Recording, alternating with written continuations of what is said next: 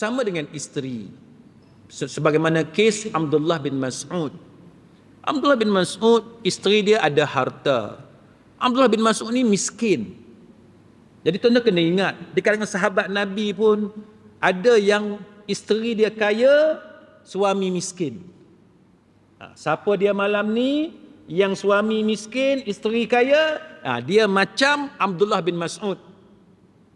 Jadi kalau pak mentua kata, apalah hang ni, duit tak ada apa, kata balik kat pak mentua kita, ayah jangan kata sedap-sedap, saya ni Abdullah bin Mas'ud. Boleh kata lagu tu. Kes saya ni dengan anak ayah ni, anak abah ni, isteri saya ni macam kes Abdullah bin Mas'ud. Cakap gitu.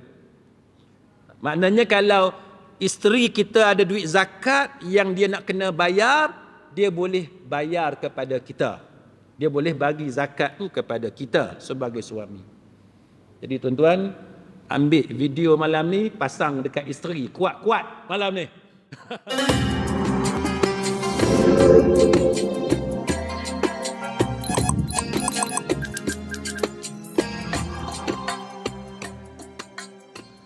Assalamualaikum warahmatullahi wabarakatuh. Innal hamdalillah nahmaduhu wa nasta'inuhu wa nastahdihi wa nastaghfiruh wa na'udzu billahi min shururi anfusina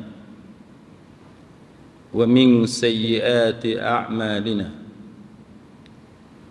Man yahdihillahu fala mudilla lahu wa man yudlil fala hadiya lahu. أشهد أن لا إله إلا الله وحده لا شريك له وأشهد أن محمدًا عبده ورسوله. اللهم صل وسلم على محمد وعلى آله وصحبه والتابعين بإحسان إلى يوم الدين. أما بعد. Sesungguhnya segala puji-pujian itu hanya milik Allah Subhanahu wa ta'ala. Kita memberikan puji-pujian yang sebenar-benarnya hanya kepada Allah Subhanahu wa ta'ala. Kita memohon bantuan yang sebenarnya hanya daripada Allah Subhanahu wa ta'ala. Kita memohon petunjuk hidayah daripada Allah, dan kita juga memohon maghfirah, keampunan daripada Allah akan segala dosa yang telah kita lakukan. Kita juga berlindung dengan Allah Subhanahu wa ta'ala daripada kejahatan diri kita sendiri dan daripada keburukan amalan kita sendiri. Salawat dan salam ke atas junjungan besar Nabi kita Muhammad sallallahu alaihi wasallam, dan juga ke atas ahli keluarga baginda dan sahabat baginda seluruh. Sidang hadirin mukminin, tajuk kita pada malam ni ialah berkaitan dengan status ataupun isu apabila suami berkahwin dengan isteri yang kaya. Suami miskin, suami tidak ada pendapatan sebanyak dan setinggi isterinya. Isterinya ada pendapatan yang jauh berlipat kali ganda berbanding dengan suaminya, ataupun isterinya seorang yang sangat berpengaruh, mempunyai kedudukan yang tinggi pangkatnya dalam masyarakat, manakala suaminya tidak ada apa-apa kedudukan berbanding dengan isterinya. Apakah hina seorang suami yang miskin apabila dia berkahwin dengan isterinya yang kaya? Apakah hina seorang suami yang hanya bekerja dengan pangkat yang rendah jikalau dia mempunyai isteri yang mempunyai kedudukan yang tinggi di dalam syarikat ataupun dalam perniagaan dan sebagainya. Jadi pada malam ni kita akan fokus kepada isu itu kerana kita mengakui bahawa di antara sebab berlaku perceraian di antara suami dan isteri, walaupun bukan pada kedudukan yang pertama, tetapi dalam kajian di Malaysia berkaitan dengan masalah rumah tangga, salah satunya ialah apabila suami miskin ataupun suami tidak mempunyai pendapatan yang banyak seperti mana yang dimiliki oleh isteri.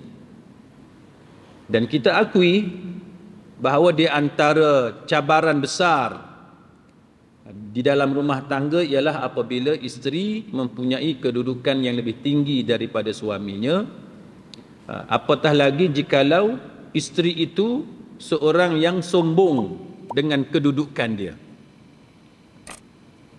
Ini mendatangkan apa yang kita panggil sebagai inferiority complex dalam diri seorang suami.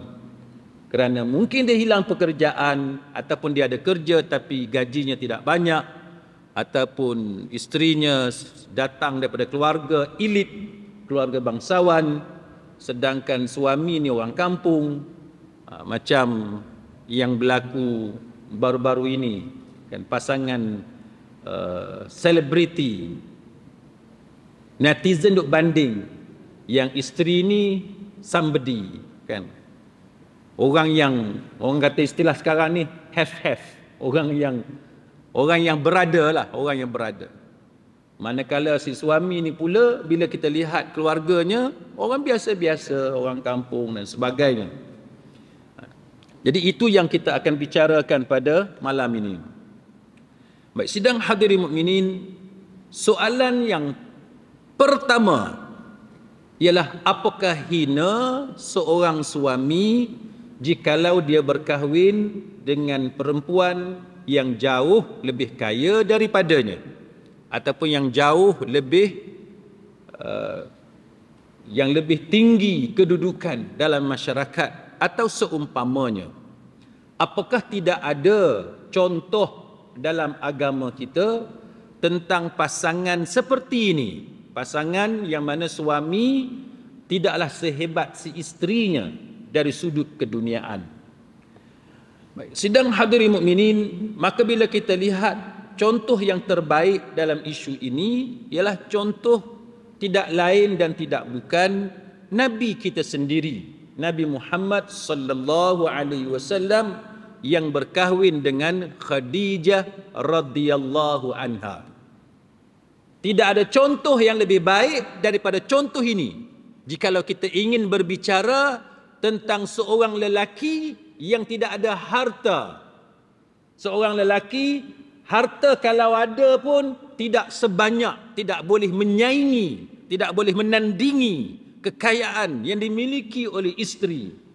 Tetapi dalam contoh yang kita akan bicarakan pada malam ini, kita akan tunjuk bagaimana seorang isteri, walaupun dia lebih elit berbanding dengan suaminya dari sudut kedudukan di dunia, walaupun si isteri ini seorang ahli perniagaan yang terkenal, yang mempunyai harta yang banyak, tetapi apabila dia menggunakan hartanya itu untuk menolong suaminya, iaitu Rasulullah sallallahu alaihi wasallam, dan dia seorang wanita yang terbaik, maka dia diangkat kedudukannya di sisi Allah Subhanahu wa taala. Baik. Apa dia tuan-tuan? Kehebatan yang dimiliki oleh Khadijah radhiyallahu anha. Sebagaimana yang kita tahu, Khadijah ketika berkahwin dengan Nabi sallallahu alaihi wasallam, sebagaimana yang disebut oleh Al-Imam Az-Zahabi dalam kitabnya Siyar A'lamin Nubala, Nabi umur 25 tahun. Khadijah 15 tahun lebih tua. 15 tahun lebih tua daripada Nabi sallallahu alaihi wasallam. Tetapi Nabi menyatakan bahawa baginda sangat menyintai Khadijah. Nabi kata, Nabi sangat kasih kepada Khadijah. Nabi kata, inni qad ruziqtu hubbaha. Nabi kata, sesungguhnya aku telah dikurniakan rasa cinta, rasa kasih, sayang kepada Khadijah. Ini dalam Sahih Muslim. Khadijah ni tuan-tuan, walaupun dia satu orang perempuan kaya, hartanya yang banyak itu tidaklah menjadikan Khadijah menghina suami dia. Tidaklah menyebabkan Khadijah angkuh sehingga menyebabkan dia rasa suaminya tidak berguna. Tidaklah menyebabkan runtuhnya rumah tangga hanya kerana faktor kekayaan yang dimiliki oleh si isteri berbanding dengan suami. Ini antara perkara yang perlu diperhatikan oleh mana-mana wanita yang Allah Ta'ala bagi rezeki kepadanya dengan kekayaan. Janganlah dia sombong dan janganlah dia angkuh dengan satu kelebihan ini yang Allah Ta'ala berikan kepada dia. Sebagaimana yang disebut dan diakui oleh Nabi sallallahu alaihi wasallam sendiri. Nabi kata apa tuan-tuan? Nabi kata, Allah tidak memberikan ganti kepada aku dengan yang lebih baik daripada Khadijah. Maknanya Khadijah ni tak ada perempuan lain yang lebih baik daripada dia. Sebab apa? Sebab Nabi kata, qad amanat bi id kafara bin nas. Dia kata, dia beriman kepada aku ketika mana orang lain mengkufuri aku. Lepas tu dia membenarkan aku ketika mana orang lain mendustakan aku. Lepas tu dia kata, dan dia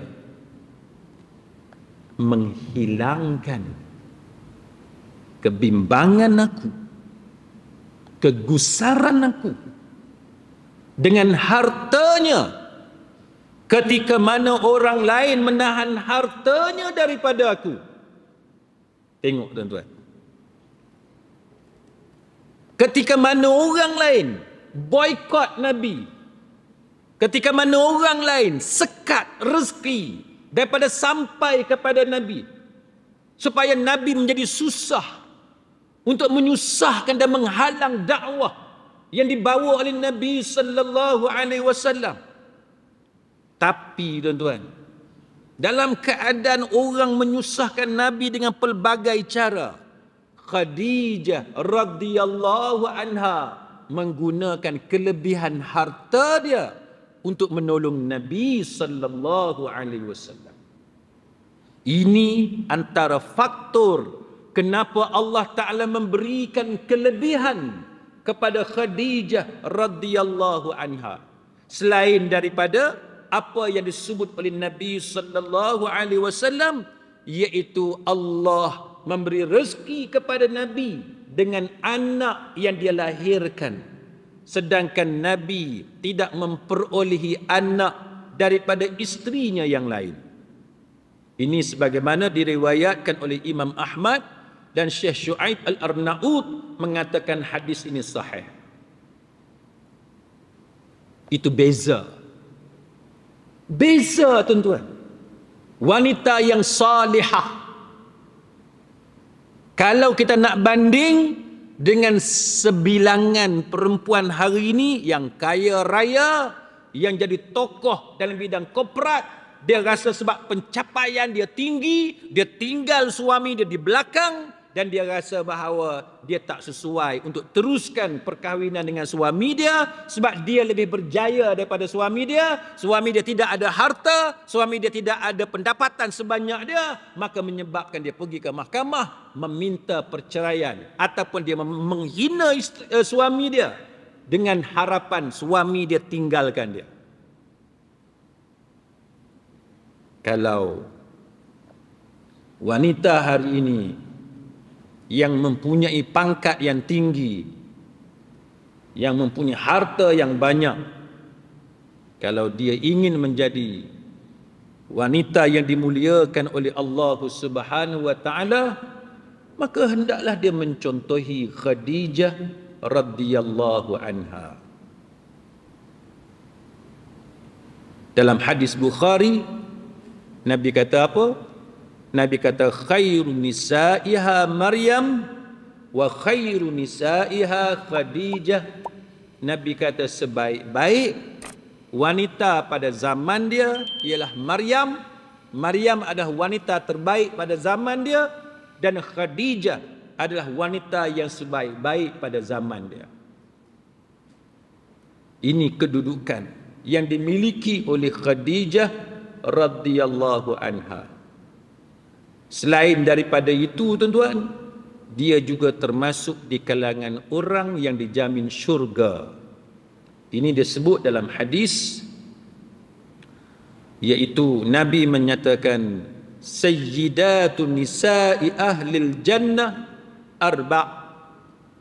Nabi kata di kalangan kaum wanita ahli syurga, kaum wanita ni ada penghulu dia 4 orang.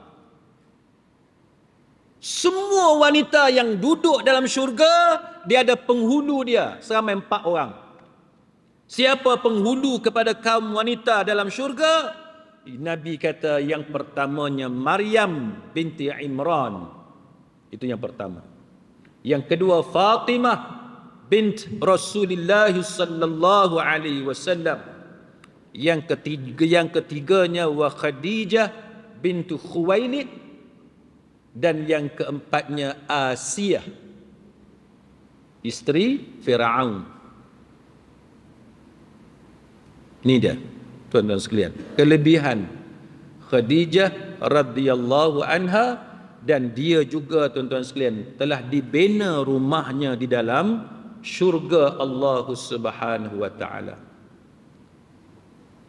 Ini kelebihan seorang perempuan yang membelanjakan hartanya untuk menolong suami dia, dan dia tidak sombong dengan harta dia. Kita jangan duk dabik dada dengan pangkat dan kedudukan kita. Kerana harta, pangkat, kedudukan kita, dia boleh datang dan dia boleh pergi meninggalkan kita.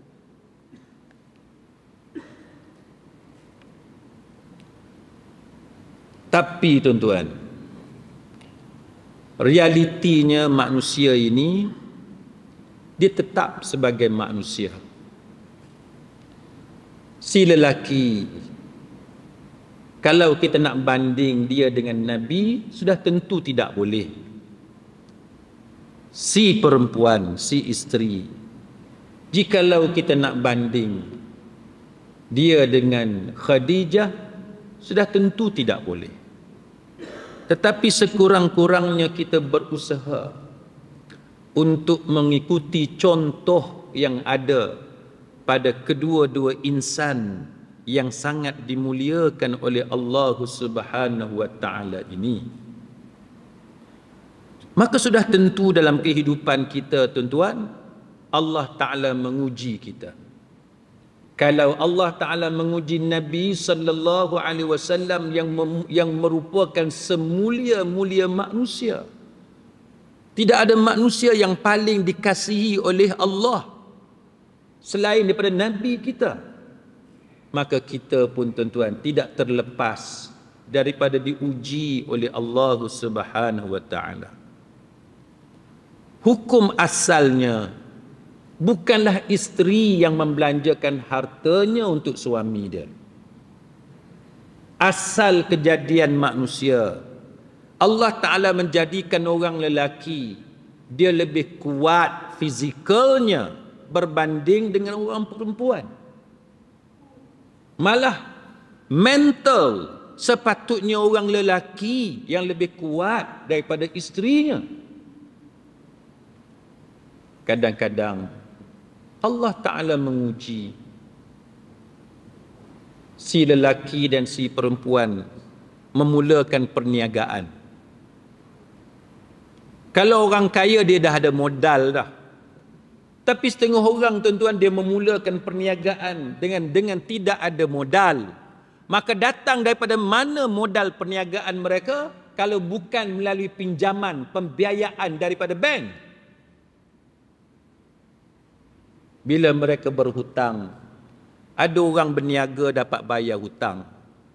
Ada orang berniaga gagal membayar hutang dengan baik. Maka si wanita sudah tentu tidak dapat mempunyai kekuatan sebagaimana si lelaki apabila surat-surat tindakan mahkamah datang kepada mereka. Orang lelaki kena tahu benda ni. Jangan ditinggalkan hutang, beban yang mungkin menyebabkan itu tidak dapat ditanggung oleh isteri kita. Kita sebagai orang lelaki, sebagaimana yang disebut dalam Al-Quran, surah An-Nisa ayat 34. Ar-rijalu qawwamuna 'alan nisa. Kaum lelaki itu adalah pemimpin bagi kaum wanita.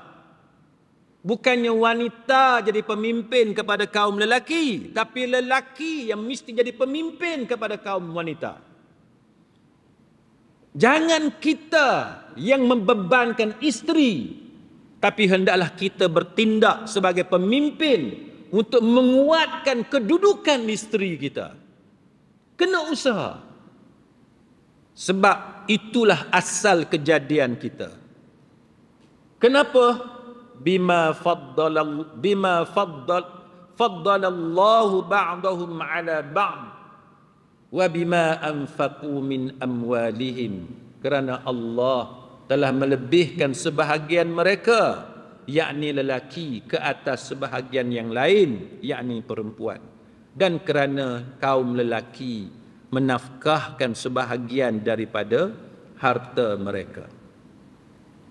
Maka itu menunjukkan kepada kita bahawa orang lelakilah yang wajib membiayai isterinya dan bukan sebaliknya. Tetapi sebagaimana yang saya sebut tadi tuan-tuan, langit tidak selalunya cerah. Walaupun si lelaki mungkin pada asalnya ada pekerjaan, ada pendapatan yang baik dan boleh membiayai rumah tangga mereka. Tapi ada kalanya, contoh yang berlaku tahun 2020 sehinggalah beberapa tahun selepas itu, berlaku COVID. Ada yang hilang pekerjaan, ada yang terjejas mata pencarian dan sebagainya, sehingga menyebabkan si suami ini hilang pendapatan atau terjejas sehingga tidak dapat menunaikan tugas dan tanggungjawab dia.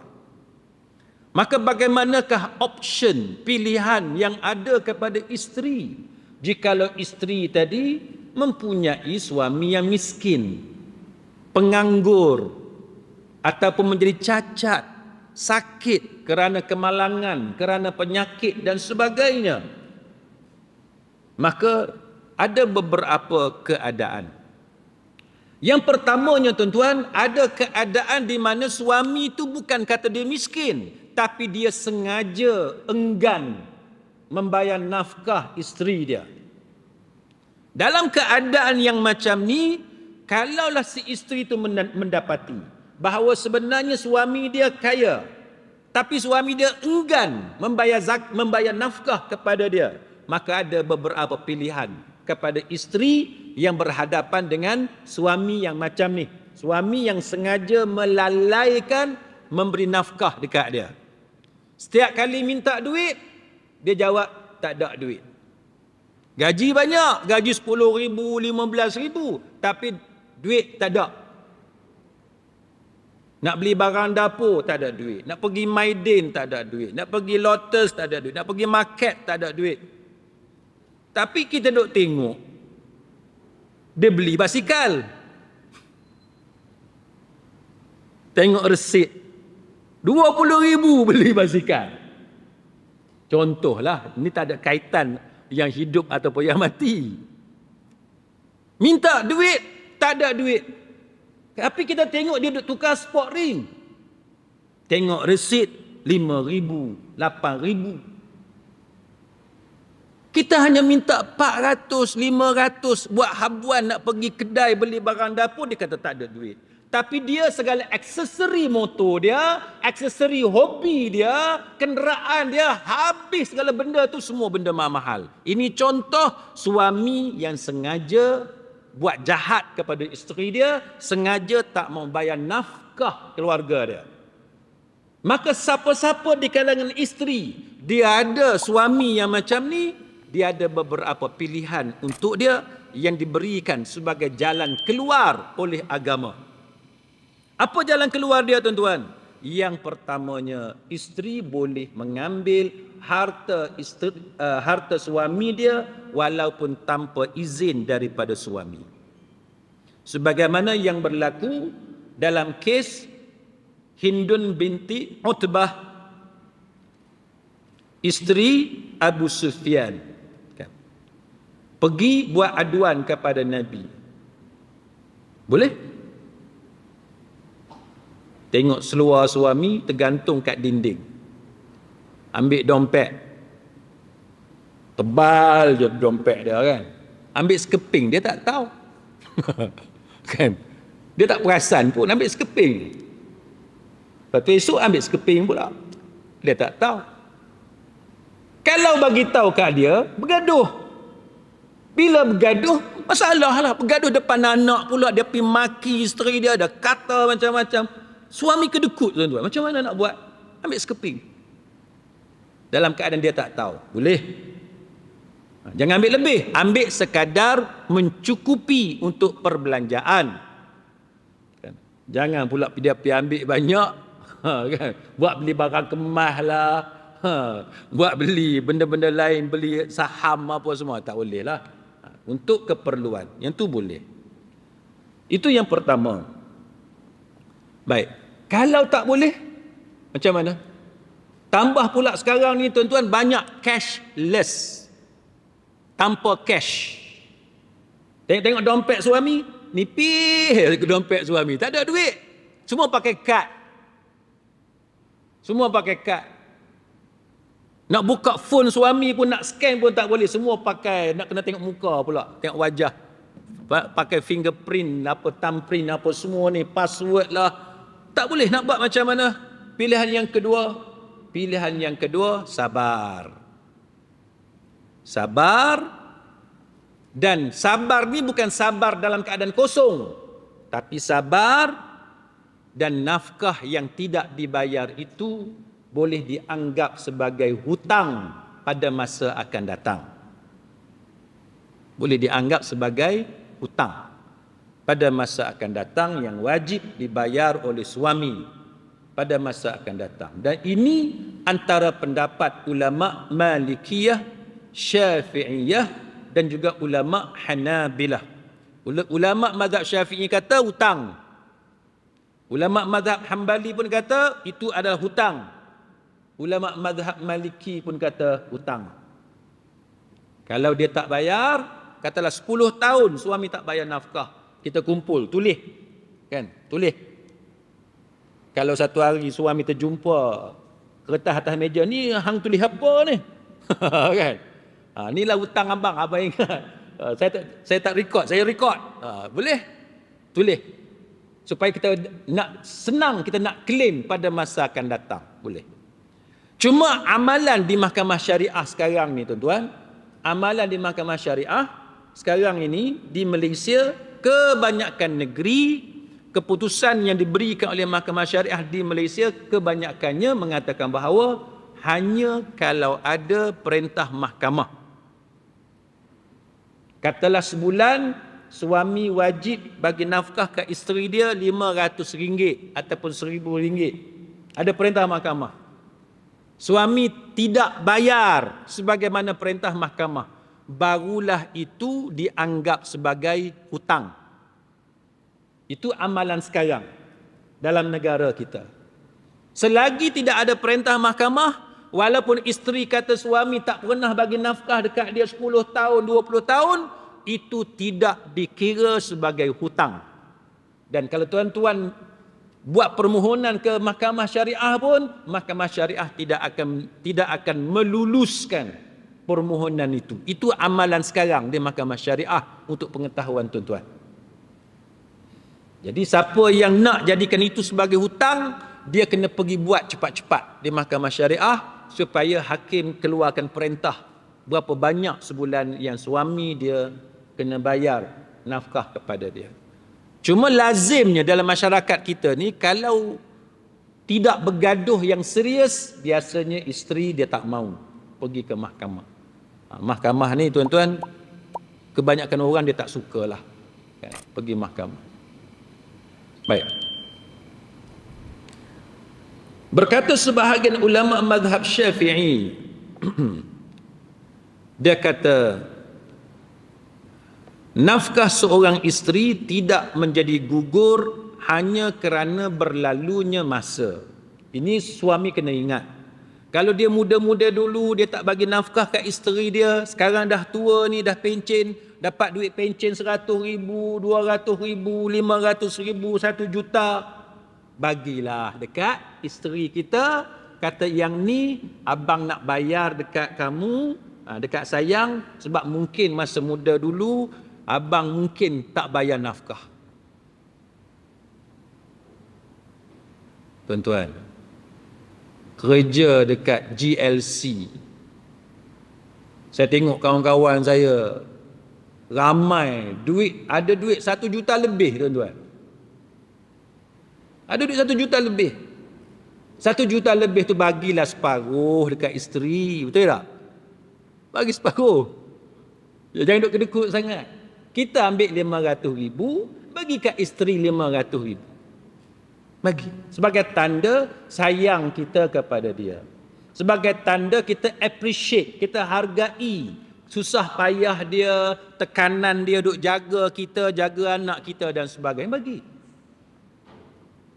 Agak-agaklah tuan-tuan, kalau tuan-tuan bagi RM500,000 kat isteri, isteri jawab apa?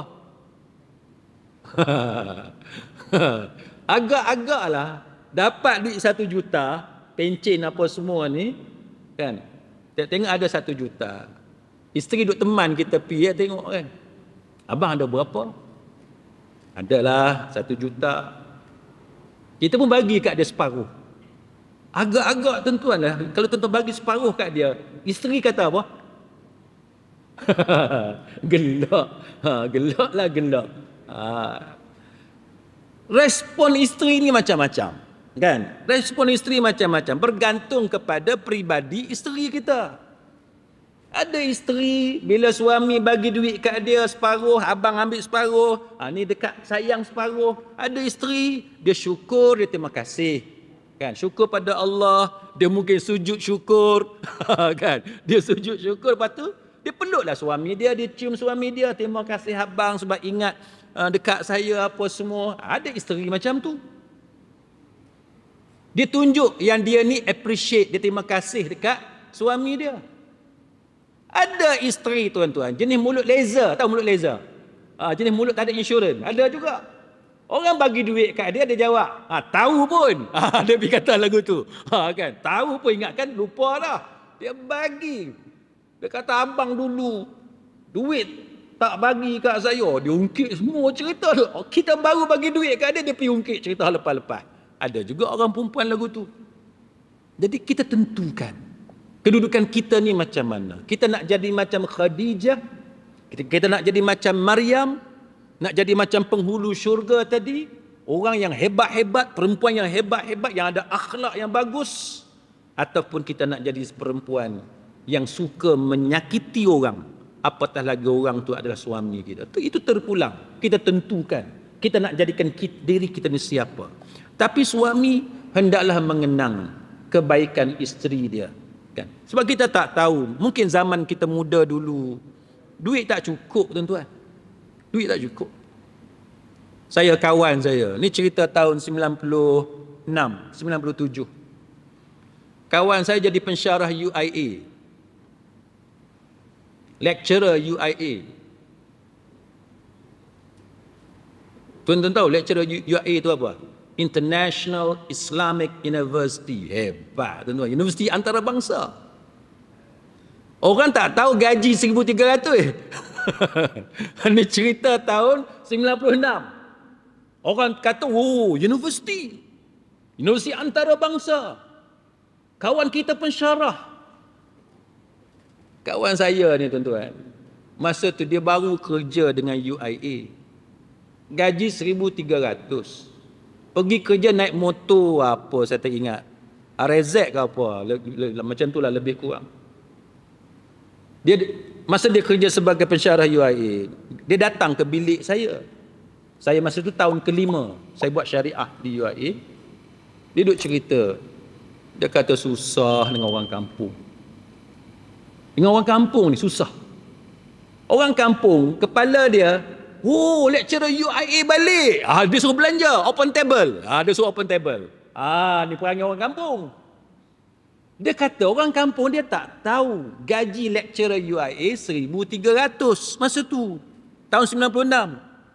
Tolak semua EPF lah, tolak tu hak wajib-wajib tu, tinggal 900. tinggal 900. 900 tuan-tuan. Duduk di Petaling Jaya. Makan apa? Bayar bilik lagi. Bayar itu apa semua. Balik kampung kena belanja orang kampung lagi. Tak ada duit tuan-tuan. Bukan kaya pun. Jadi kita masa kita mula-mula kerja dulu tuan-tuan, manalah kita boleh bayar semua nafkah isteri kita. Tak mampu. Tak mampu tuan-tuan. Jadi mungkin kita 5 tahun yang pertama, 10 tahun yang pertama, isteri menggunakan duit dia. Sebab kita tak mampu bagi nafkah kat dia. Sekarang kita dah ada duit 1 juta. Bagilah separuh kat dia. Agak-agak boleh kata kau tu? Jangan duk penting diri sendiri. Buat baik kepada keluarga kita. Baik. Jadi tuan-tuan sekalian, kita kena ingat bahawa penting apabila kita gagal membayar nafkah kepada isteri, itu dianggap sebagai hutang kecuali isteri menghalalkannya. Jadi malam ni balik rumah tanya. Yang macam mana ni yang kuliah tadi Ustaz Jai kata hutang. Nak tahu try tanya malam ni. Kalau isteri kata tak apa bang, saya sayang kat abang kan. Yang penting abang ada dengan saya. Kan? Kalau dia kata lagu tu, alhamdulillah. Tak payah bayar hutang. Kan? Tapi kalau isteri kata, sayang juga, hutang kena bayar. Yang tu kena bayar lah. Sayang juga. Kena jenis isteri yang profesional, dia kata abang, kita sembang benda ni kena profesional. Saya sayang kat abang, tapi duit saya abang kena bayar. Yang tu tak kena bayar. Kan? Tapi nak ceritanya, kalau kita ada rezeki lebih, bagi kat isteri. Kan? Jangan kita menganggap bahawa kita tak pernah menyusahkan isteri kita. Hidup bersama ni tuan-tuan, kok mana pun, ada masa suami menyusahkan isteri, ada masa isteri menyusahkan suami. Tak ada siapa pun boleh mendabik dada yang dia je yang susah. Tak boleh. Bila kita hidup berdua dan berkeluarga ni tuan-tuan, kok mana pun akan ada ketikanya kita menyusahkan isteri dan isteri menyusahkan kita. Baik, akhir sekali tuan-tuan, apa kata kalau isteri tu pula yang ada hutang? Kan? Isteri pula ada hutang. Kita kahwin dengan dia pasal apa? Sebab dia ada company. Kan? Dia ada company besar. Kita pun tackle dia. Kan? Nak tunggu kita beli kereta Range Rover, tak ada. Kan? Nak jalan pintas, nak pakai Range Rover, nak pakai Mercedes, nak pakai Volvo, cari isteri yang ada company yang besar. Kita pun jumpa satu orang, kita kahwin dengan dia. Kita tak tahu rupa-rupanya yang kaya tu dengan hutang. Lepas kahwin baru tahu. Semua benda hutang. Macam mana nak buat? Kan? Lepas kahwin baru tahu. Baik. Maka apa yang kita kena ingat ialah hutang masing-masing ditanggung oleh masing-masing. Kan? Hutang suami, suami wajib bayar. Hutang isteri, isteri wajib bayar. Walau bagaimanapun, mengikut Syekh Ibn Utsaimin rahimahullahu ta'ala, dia kata tidak ada dalil yang jelas daripada Quran ataupun sunnah yang menghalang suami ataupun isteri membayar hutang pasangan masing-masing. Syekh Ibn Utsaimin kata apa? Katalah suami tengok isteri dia ada hutang. Dan hutang tu tak ada kaitan dengan nafkah. Suami tak boleh bagi zakat kepada isteri dia dalam bentuk nafkah, tak boleh. Sebab dia wajib tanggung isteri dia. Tapi katalah isteri dia ada hutang lain yang tak ada kaitan dengan nafkah. Contohnya isteri dia ada hutang company, perniagaan dia. Yang mana kita ni benda tu tak ada kaitan dengan nafkah suami kepada isteri. Maka kata Syekh Ibn Utsaimin rahimahullahu ta'ala, suami boleh keluarkan zakat untuk bayarkan hutang isteri dia. Boleh. Manakala isteri dia boleh bayar hutang kepada suami dia dengan menggunakan zakat dia pun boleh. Dan itulah yang sebaik-baiknya. Kerana yang paling afdal ialah kita berbuat baik kepada orang yang paling dekat dengan kita. Orang yang paling dekat dengan kita lah yang paling berhak untuk menerima kebaikan daripada kita. Jadi sesiapa yang ada duit zakat sebagai contoh, maka bolehlah dia menggunakan duit zakat tadi untuk membayar hutang yang ada kepada pasangan dia. Tapi macam saya sebut tadi, kalau suami tadi tuan-tuan, dia nak bagi zakat kepada isteri dia, tak boleh jikalau dia berkaitan dengan nafkah. Sebab nafkah memang wajib suami tanggung isteri dia. Tapi kalau dia bayarkan hutang isteri dia yang tidak ada kaitan dengan isu nafkah, maka yang itu dibenarkan dalam agama, dan itulah sebaik-baiknya. Sebab diutamakan kita menolong orang yang paling dekat dengan kita. Sama dengan isteri. Sebagaimana kes Abdullah bin Mas'ud. Abdullah bin Mas'ud, isteri dia ada harta. Abdullah bin Mas'ud ni miskin. Jadi tuan-tuan kena ingat, di kalangan sahabat Nabi pun ada yang isteri dia kaya, suami miskin. Siapa dia malam ni? Yang suami miskin, isteri kaya, dia macam Abdullah bin Mas'ud. Jadi kalau pak mentua kata, apalah hang ni, duit tak ada apa, kata balik kat pak mentua kita, ayah jangan kata sedap-sedap, saya ni Abdullah bin Mas'ud. Boleh kata lagu tu. Kes saya ni dengan anak ayah ni, anak abah ni, isteri saya ni macam kes Abdullah bin Mas'ud. Cakap gitu. Maknanya kalau isteri kita ada duit zakat yang dia nak kena bayar, dia boleh bayar kepada kita. Dia boleh bagi zakat tu kepada kita sebagai suami. Jadi tuan-tuan, ambil video malam ni, pasang dekat isteri kuat-kuat malam ni. Pasang kuat-kuat bagi isteri dengar. Tengok isteri nak bayar zakat kat siapa. Kalau kita ada masalah, kita ada hutang bersama, bagi tahu kat dia, utamakan abang dulu. Kalau ayang betul-betul cintakan abang, bagi zakat tu kat abang dulu. Macam tu. Sebab apa? Sebab diutamakan berbuat baik kepada kaum kerabat berbanding dengan orang yang jauh. Jadi sidang hadirin mukminin, sekadar itu Kita mengharapkan supaya Allah Subhanahu wa taala tidak menguji kita dengan kemiskinan, tidak menguji kita dengan kefakiran, dengan kemusnahan harta dan seumpamanya. Tapi kalau Allah Ta'ala uji kita juga dengan ujian harta, kehilangan harta, kita mengharapkan Allah Ta'ala menggantikannya dengan ganti yang lebih baik. Dan kita mengharapkan supaya Allah Ta'ala memberi kekuatan kepada kita untuk kita mengharungi kehidupan di atas dunia ini, dan kita memohon kepada Allah agar Allah Ta'ala memberikan kepada kita support system yang baik, dikelilingi oleh ahli keluarga yang supportive, yang menyokong kita supaya kita kuat di dunia ini untuk mengharungi ujian di atas dunia dan seterusnya mendapat redha Allah Ta'ala di dunia dan juga di hari akhirat insya-Allah. Wallahu a'lam. Aqulu qawli hadha wa astaghfirullahal azim li wa lakum. Wassalamu alaikum warahmatullahi wabarakatuh. سبحانك اللهم وبحمدك أشهد أن لا إله إلا أنت أستغفرك وأتوب إليك.